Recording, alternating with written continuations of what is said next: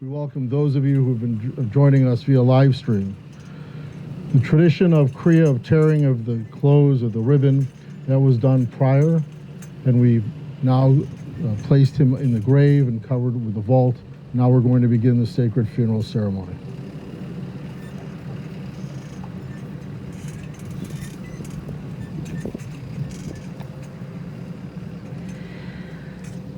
Shaviti Adonai lenegdi tamid ki mimini balemot lachen samach libi vayagel kevodi af besari yishkon lavetach Ki lo tazov nafshi lishon lo titein chasidcha lirot shachat tonieni orach chaim orach chaim So vasmachot et panecha nimot b'mincha netzach Shaviti Adonai lenegdi tamid ki mimini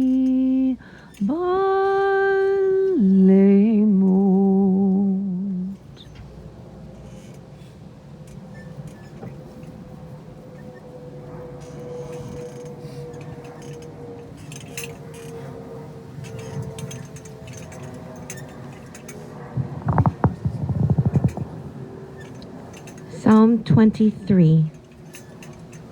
Adonai roi lo echsar, binodesha yarbitzeni, al mei menuchot yanahaleni, nafshi yeshovev, yancheni b'magle tzedek lema'an shemo, gam ki elech begetz al mavet, lo irara, ki ata imadi, shivtecha umishantecha, hema yanachamuni, ta'aroch lefanai shulchan, neged sorarai.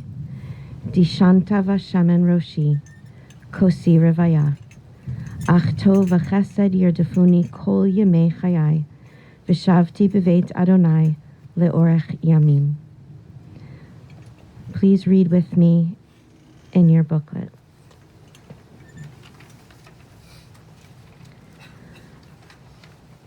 The Lord is my shepherd, I shall not want.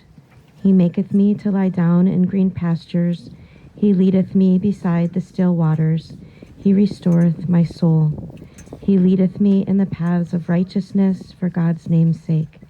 Yea, though I walk through the valley of the shadow of death, I will fear no evil, for thou art with me. Thy rod and thy staff, they comfort me.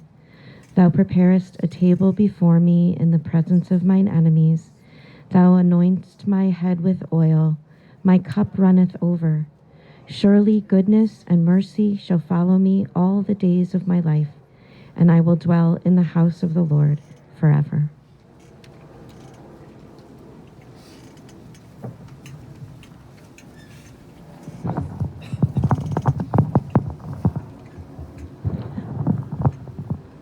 I want to share profound gratitude for the support from the Jewish community and the wider community to the entire family, and specifically to Cantor Shira Ben David and Rabbi Rini Dickman for being part of all of the support for outpouring to the family. Thank you. I'd like to invite Allison and then Emily to share remembrances about their father with us.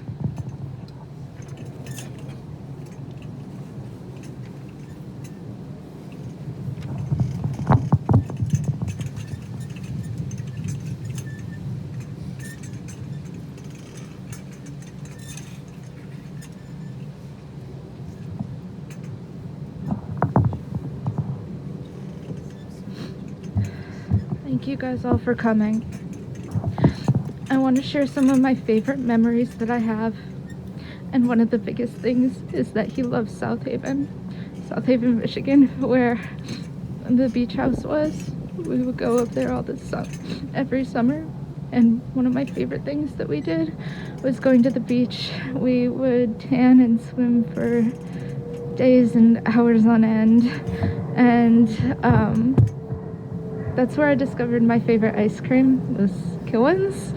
And it's a South Haven traditional ice cream, and although you guys may think this is gross, yellow cake batter is my favorite ice cream, going on record.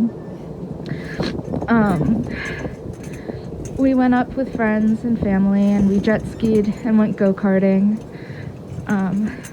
We went to his favorite concerts, the Counting Crows, Train, Taylor Swift. He was definitely a Swiftie, just putting that out there. But he probably would not want to have admitted that. But he was the one that would pick us up and tell us that everything would be okay no matter what. And that's stuck with me. And it will continue, because no matter how difficult a situation is in the present, we'll get through it as a family. I'll remember everything that he has taught me. And I'll love him forever. Thank you, guys.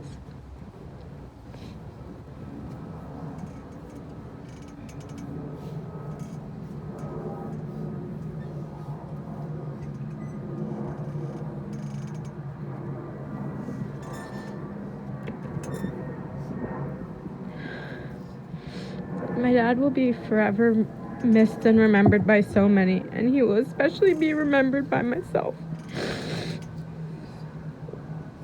He stays in my memory as my heart as the best dad, a friend, and for having a wonderful sense of humor. As my life went on, I really started seeing the struggles that my dad went through, but I never saw him stop fighting. Towards the end of my dad's life, hanging out became walking, and more specifically, we'd walk through this exact cemetery. Even after a long day, he was still always there for me, whether it was a movie, watching Family Feud, the TV show at dinner, a deep talk, or a Scrabble game. I think that a lot of people would remember my dad by his sarcasm or his humor, and I feel like I've connected with him through humor lots of times. I look back through my voicemail and I hear, "Hey, tough stuff, you too good for me," and "You're a dick, I love you." And hearing these will make me laugh because of the connection that the sarcasm made. Memories that rush to my head in this moment are when he took me to his elementary school in Long Island, Brookside, and then his high school in Baldwin, and explaining how much trouble he was, and finding every possible way to get into the school, basically breaking in. The story of Dumper, which some may know, will also always make me laugh. For those that aren't aware, him and his friends would go and drink beer and hang out, but him being him and stubborn and not liking beer, he'd go somewhere to dump it out. Hearing his proud or not so proud moments made me super close with him. My dad was a big music and concert guy as well. It was always, let's go see Bellado, or let's go see Taylor Swift. My favorite with him was the John Legend concert. He and I were traveling somewhere and had a long layover. When he realized that there was a concert, we got last-minute tickets but horrible seats. But being together and listening to one of our favorite artists made this concert our favorite. Something about my dad is whenever he could be in South Haven, Michigan, he would be there. I'm so lucky that he shared this with me, as I had the best time of my life there with him when we got to bond there. We threw the football on the beach until his arm got sore, of course. Played tennis, where I'll give it to him, he whipped my ass. But to him, life was always about being with family. That being said, I'll never forget the bonfires, roasting s'mores, and the gardening that we had going for a good 2 years. The home-cooked meals and the beach time. These memories will always live in my heart, and I will continue these as a tradition with my kids in the future. My dad will forever be missed, but with me in spirit. And as he always said to me, "You are my rock, baby," and now he is my rock. He's watching over me. Thank you.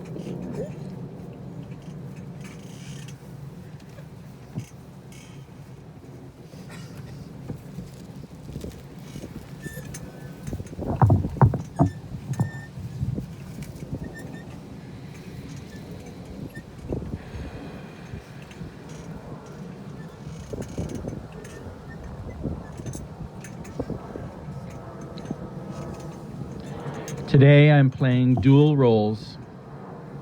First, as family. Jarrett and I are second cousins who spent a lot of time together as teens, most often in Freeport, Long Island, where he grew up. We clicked right away. We had fun. It was comfortable. In many ways, he felt more like an older brother than a cousin. Jarrett was a magnet to people. He often was the convener, the host. He naturally brought people together. I was so taken by the warmth and closeness Jarrett had to his friends as a teen and throughout his entire life. School friends, college friends, work friends, so many friends. His charisma, his energy, his warmth, his smile. Everyone who even met Jarrett for a minute felt connected to him. Sometimes bigger guys can be intimidating. With Jarrett, I experienced the warmth of a big teddy bear. Jarrett could be fierce.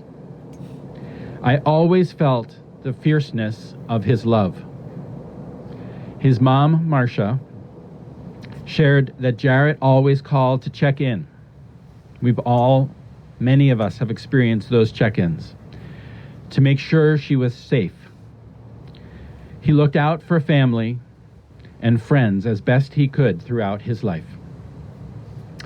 Both Jarrett and I chose boarding schools. It was at Tilton in New Hampshire where Jarrett thrived, playing lacrosse, developing close friends, and gaining more independence.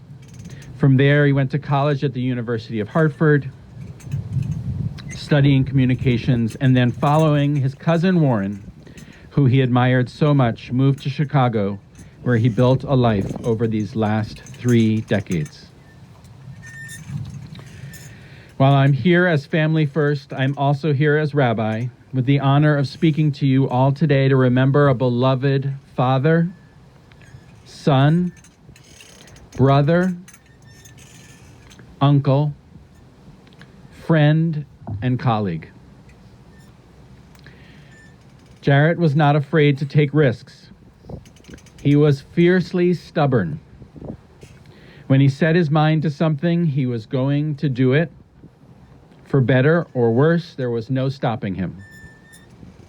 In listening to Jarrett's family and friends remember him, we were reminded that Jarrett had his own unique way of doing things and approaching life, the Jarrett way.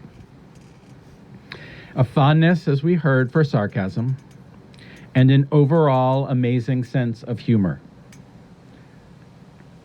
Tennis was one of Jarrett's love languages.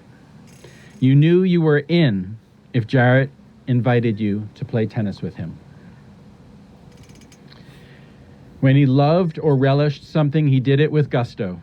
You heard from his girls that he loved to take them to concerts or to the beach, seeing certain artists, we won't mention Taylor Swift again, at least 4 or 5 times. I remember small things like when he was picking up food for one of his epic beach club get-togethers or even just bagels for a family breakfast, he'd come back with more than anyone could possibly eat. He was generous to the extreme.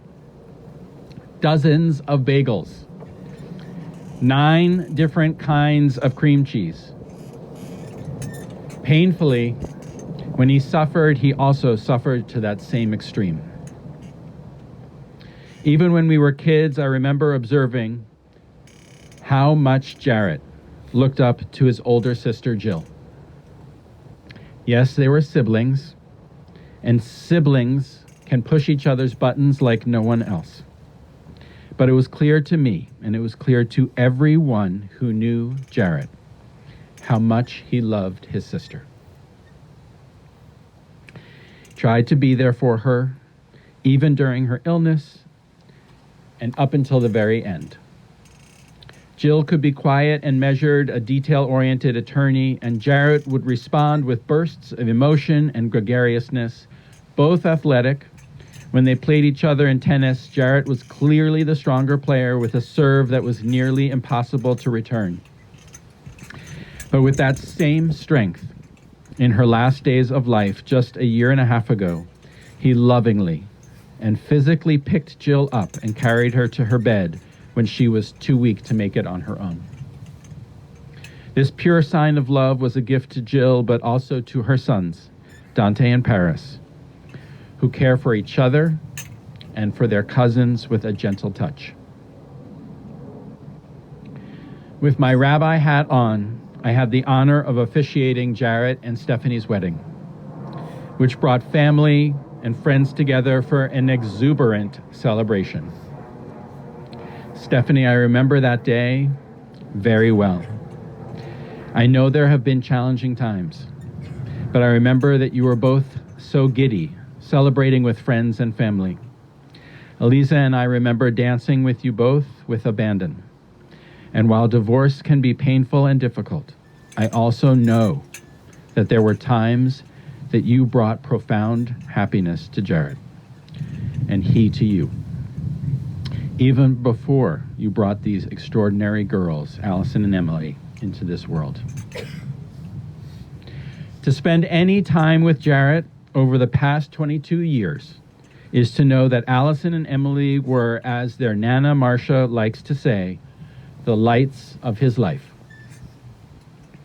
He loved to tell stories of your talents, your compassion, your strength.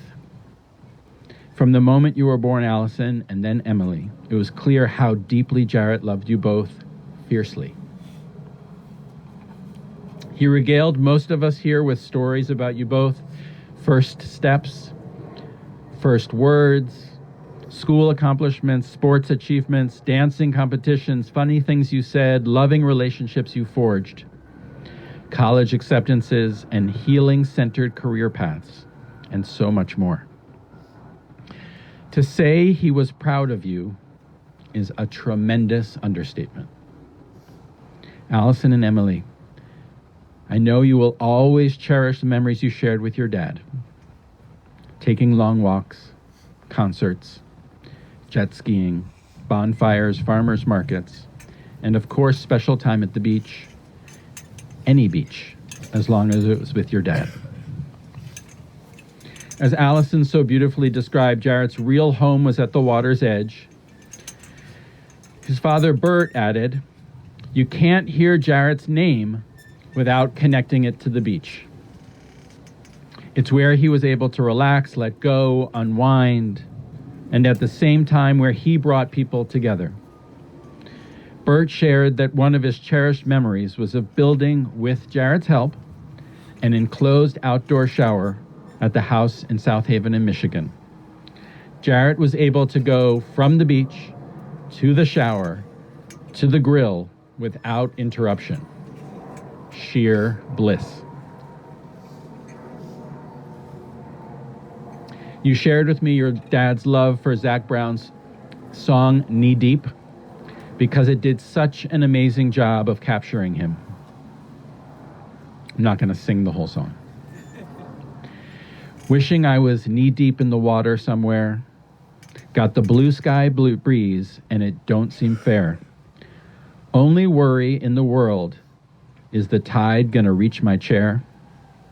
Sunrise, there's a fire in the sky. Never been so happy.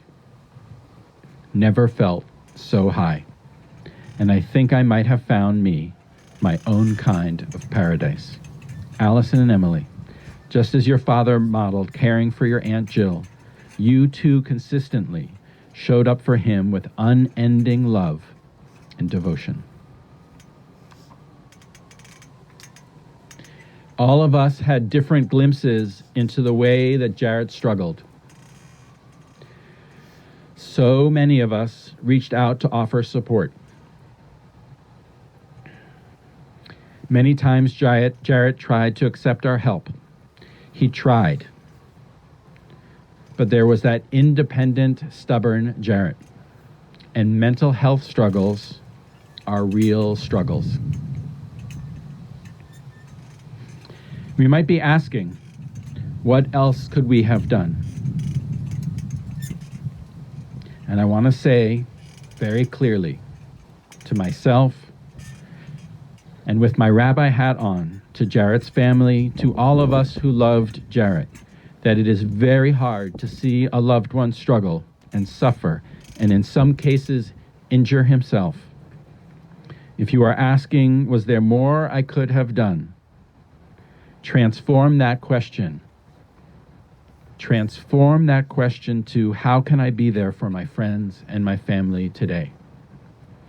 Who in my life can I reach out to support, to check in on, to offer love?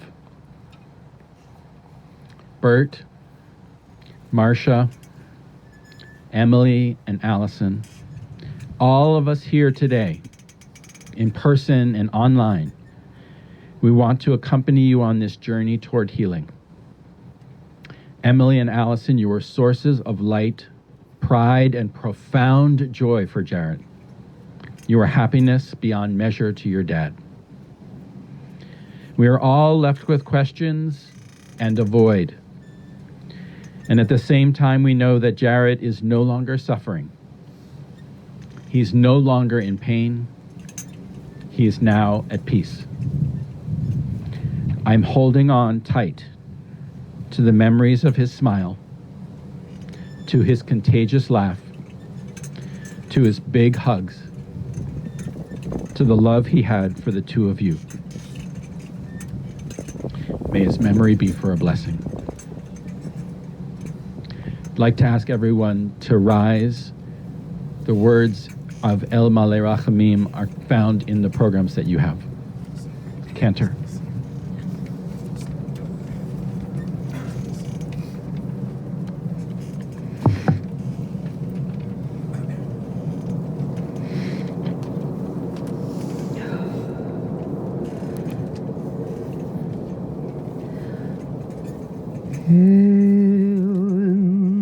רחמים שוכן במרומים המצא מנוחה נכונה תחת כנפי השכינה עם קרושים וטהורים כזוהר הרקיע מזהירים את נשמת מיכאל בן ברל ומשה של הלך לעולמו בעל הרחמים יסירהו בסתר כנפיו לעולמים ויתרור ביתרור החיים את נשמתו אדוני הוא נחלתו וינוח בשלום על משכבו ונאמר אמן.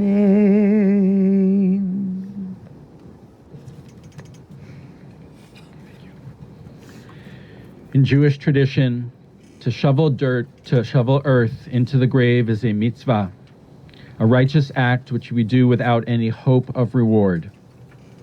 With this act, we take on the responsibility of caring for our loved one until the very end. Our loved ones deserve to be buried by kind hands, knowing hands, sorrowful hands. In just a few minutes after we recite the mourner's Kaddish and formally close the service, you are invited, all of us, to participate in this mitzvah. A painful act, however, one born of love and compassion for those who have meant so much to us. The mourner's Kaddish can be found on the back of your program. Yitgadal v'yitgadash shemei Rabbah v'yalma divra chirutei v'yamlich malchutei v'chayechon v'yomechon v'chayei dechol beit Yisrael ba'agalav v'zman kariv v'imru amin. Yehei shmei Rabbah mevorach leolam almei almaya yitbarach v'yishtabach v'yitpa'ar v'yitromam v'yitnaseh v'yitadar v'yitale v'yitalal shmei dekudisha barichu le'ela min kol birchata v'shirata tushbechata v'nechemata da'amiran bi'alma v'imru amen. Yehei shlama Rabbah min shamaya v'chayim aleinu v'al kol Yisrael v'imru amen. Oseh Shalom Bimromav, Hu Ya'aseh Shalom, Aleinu V'al Kol Yisrael V'al Kol Yoshvei Tevel, V'imru, Amen.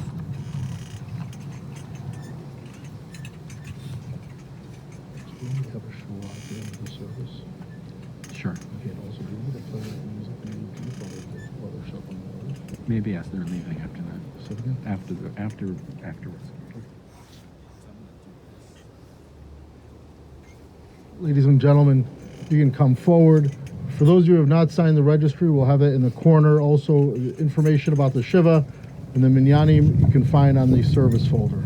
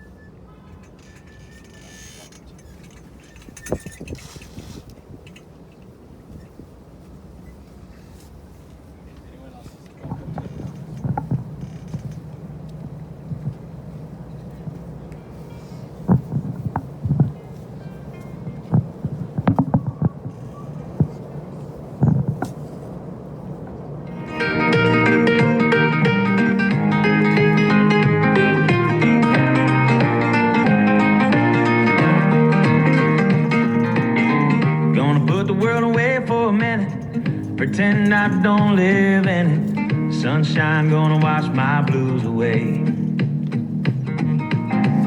Had sweet love, but I lost it. She got too close, so I fought it. Now I'm lost in the world, trying to find me a better way. Wishing I was deep, deep in the water somewhere. Got the blue sky breeze and it don't seem fair. Only worry in the world is the tide gonna reach my chair.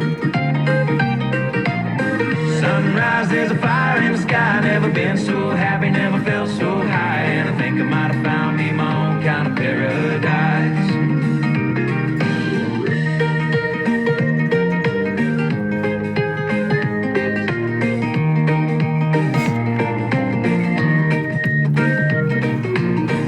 Wrote a note, said be back in a minute. Bought a boat and I sailed off in it. Don't think anybody's gonna miss me anyway. Permanent vacation. The ocean is my only medication. Wishing my condition ain't ever gonna go away. 'Cause now I'm deep, deep in the water somewhere. Got the blue sky breeze blowing wind through my hair. Only worry in the world is the tide gonna reach my chair. Sunrise, there's a fire in the sky. Never been so happy, never felt so high. And I think I might have found me my own kind of paradise. Champagne shore washing over me. It's a sweet, sweet life, living by the salty sea. One day you will be as lost as me. Change your geography, maybe you might be. Deep, deep in the water somewhere, got the blue sky breeze blowing wind through my hair. Only worry in the world is the tide gonna reach my chair. Sunrise, there's a fire in the sky. Never been so happy, never felt so high. And I think I might have found me my own kind of paradise. Come on in, the water's nice. Buy yourself a little slice. Grab a backpack and lunch. You never know until you try. When you lose yourself, you find the key to paradise.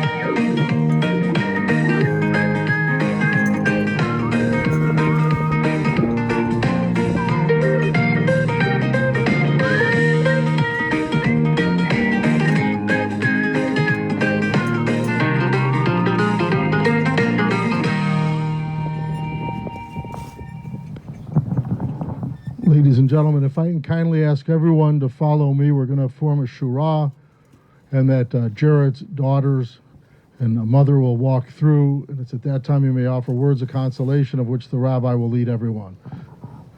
If I could ask everyone to follow me. We're just going to make 2 lines. If you could follow David.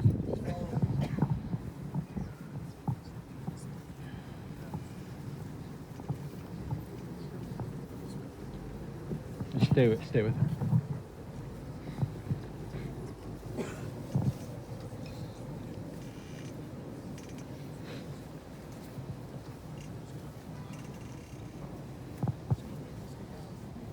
You guys stay here. Stay here. Stay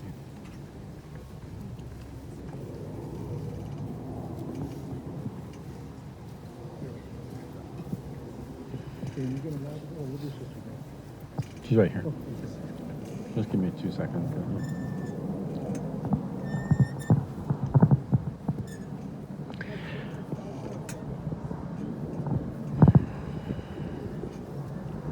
I'll remind everyone that Shiva is at 5:30 until 8 this evening at 3918 North Jansen. 5:30 to 8 this evening. Now let all who are gathered here repeat these words, speaking to mourners. Hamakom yenachem etchem, betoch avlei Tzion Yerushalayim. May God console you with all who mourn in Zion and Jerusalem, and we go forth in peace to life.